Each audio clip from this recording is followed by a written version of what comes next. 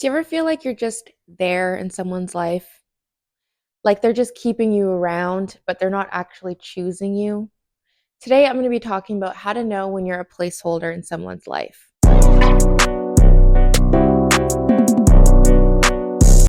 If you're a placeholder, that means you're the person that is currently filling up space until that person finds who or what they actually want. The signs are there. Trust me, you just have to be willing to see them.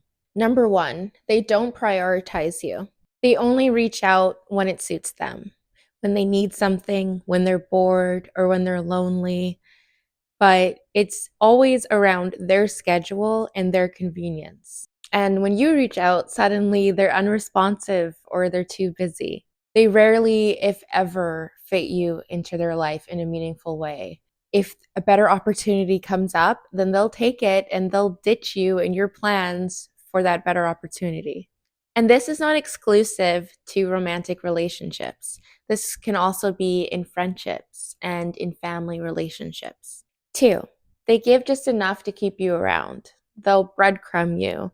They'll give a little bit of sweet words and affection here and there when they see that you're pulling back or they feel like they're losing you. But throughout, you don't get any of that.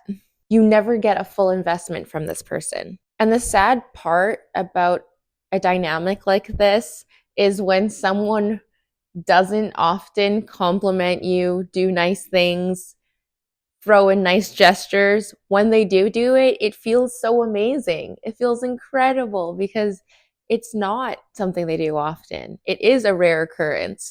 Them just showing interest in any way because they haven't for, say, the last week or 2 weeks or 3 weeks. That is the dynamic that they put you in, a push and pull. So it's just enough to keep you there and to keep coming back, but it's not enough to actually have you feeling fulfilled and not enough to actually feel like they're invested in you. Some of these people will be consistent in the beginning and then they'll become inconsistent. So you're looking for that earlier behavior that they once showed you, thinking that that is who they are. They make you feel replaceable, or you just feel replaceable being in the connection. They compare you to other people. They remind you that they can be with other people. It seems like they always have a wandering eye or like the grass is greener somewhere else. They make you feel like you could be replaceable in arguments and you're not willing to work through conflict. It's easy for them to just walk away or give you a silent treatment, ignore you, cut off the relationship, than to actually work with you and fix things. They aren't willing to fight for the connection. And if you were to walk away, they would not chase after you. They would not try to fight for it because they're okay with you walking out of their life. There's this feeling where they're not being completely emotionally vulnerable with you. Their emotions are guarded and they're not being completely solid with you, and you can feel it.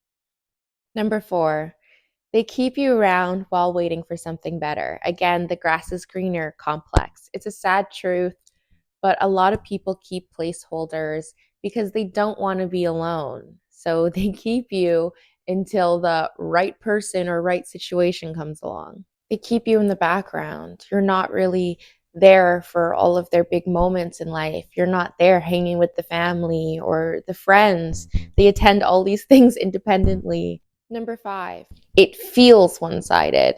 It feels like you're making up for what they're not putting in. You're the one who has to initiate conversation, that has to address problems, that has to move the relationship forward. You're the person that's putting in all the effort and all the investment. And if you were to stop, the relationship just wouldn't even exist.